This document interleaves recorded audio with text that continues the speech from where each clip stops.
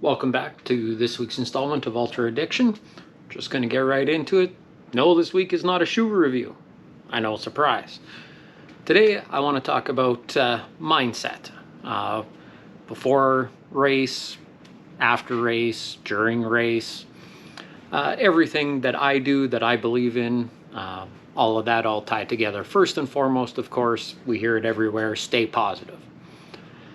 Positivity is infectious in yourself. If you stay positive, you're going to keep yourself positive longer.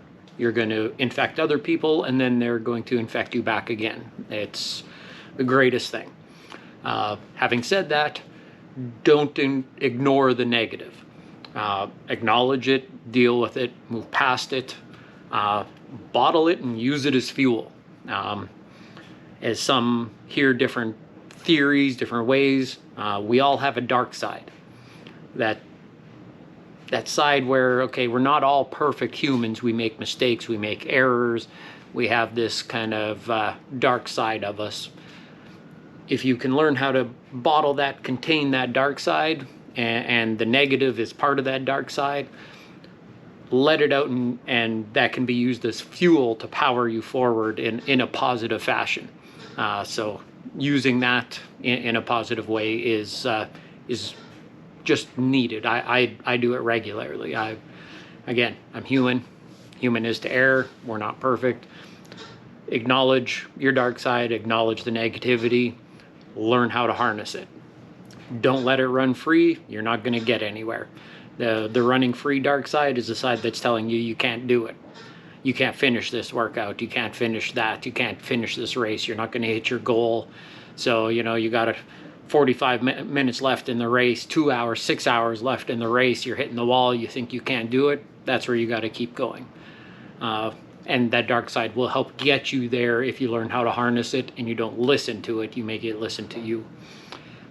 With all that, I do say there's a lot of other things to go along with mindset. First, train for your races.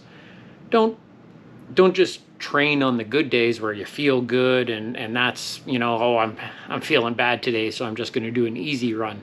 No, I don't do that. When on the bad days is when I want to push. I want to push through all that, and I want to prove to myself that even when I'm feeling bad, I can produce. So I do lots of tired leg workouts where it's back to back to back, stuff like that. Tired speed workouts where I've done my long run on a Sunday and Monday is going to be intervals. I want my legs to still be taxed, so when I go out there to do that speed, I'm still producing at the level I want, but on tired legs. That'll give you confidence come race day.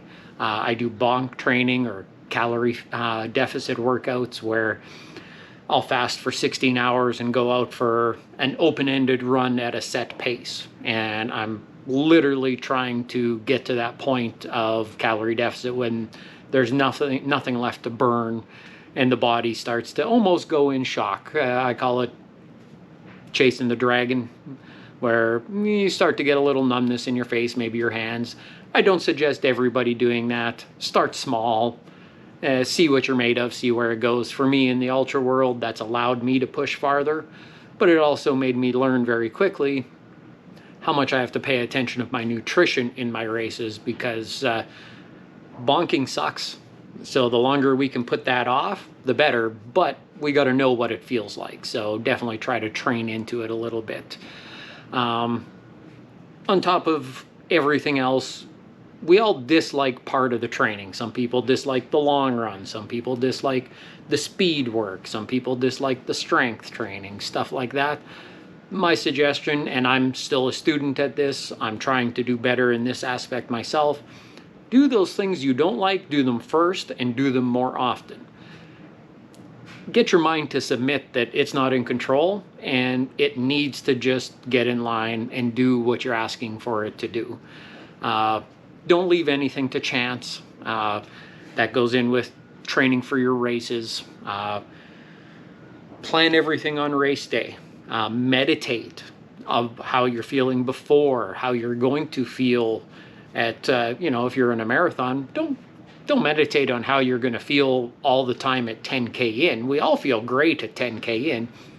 Meditate on how you're going to feel at kilometer 32, 35, 38.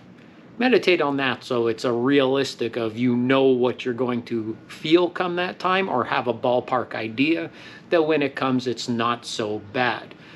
And like I said, plan everything for race day. Know your nutrition, your wake up schedule.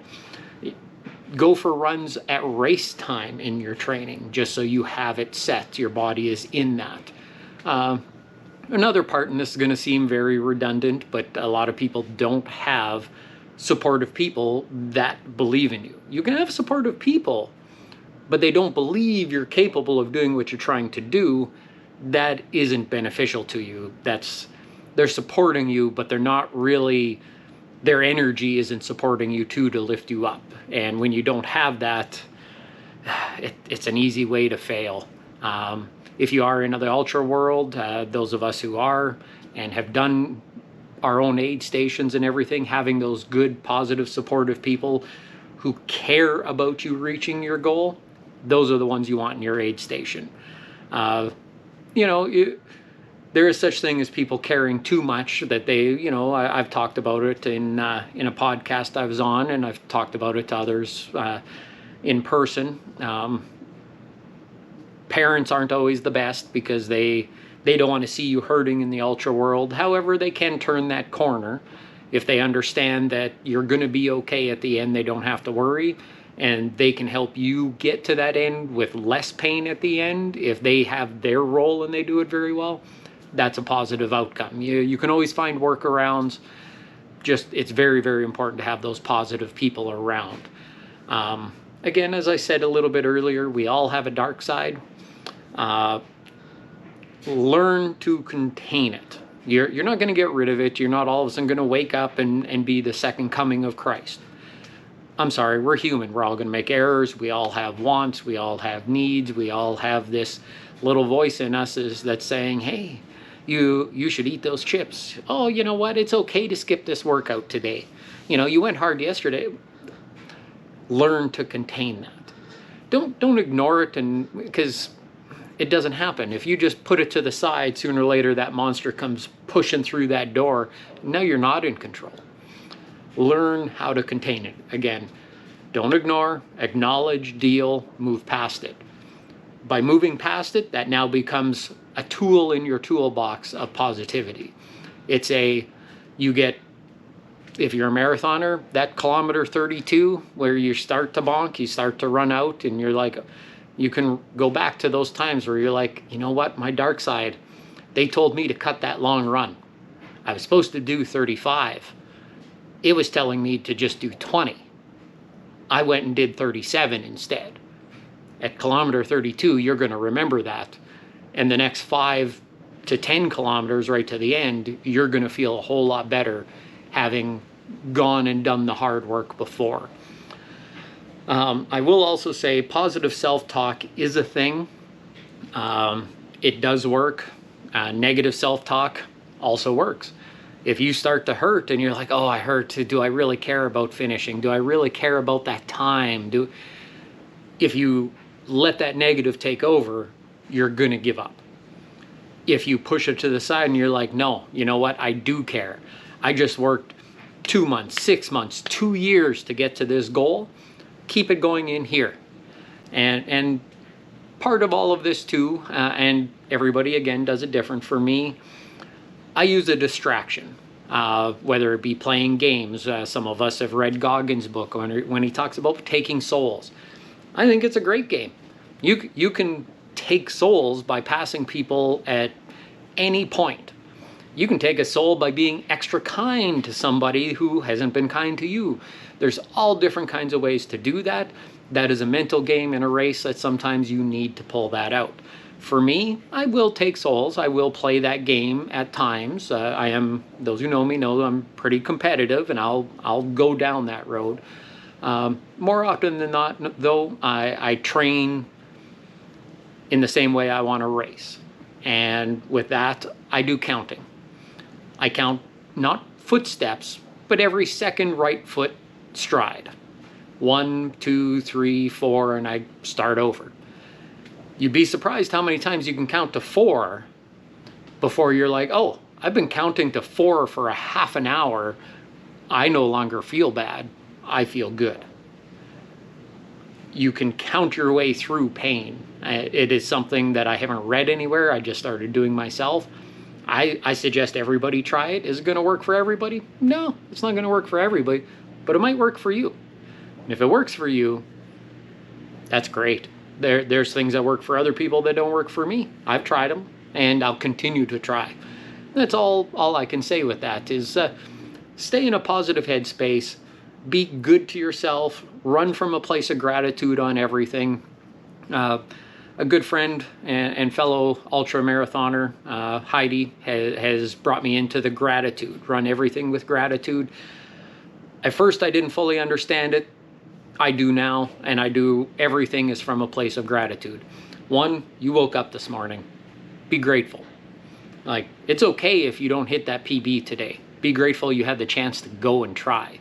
Be grateful you had time to get in the training to get close to that PB. And if you do get your personal best, you do reach that goal you're going for, make sure you put that in meditation afterwards and be grateful for the whole picture. Not just that you got the end result, but you had all that other in line to get to that point. It is just a wonderful thing to be grateful and stay positive. And if you do all those things, the sky's the limit. And on top of everything else, stress becomes less when you're positive. And those who know me know I run to relieve stress and for my mental health. So if you're having a bad day, join me. We'll run on it.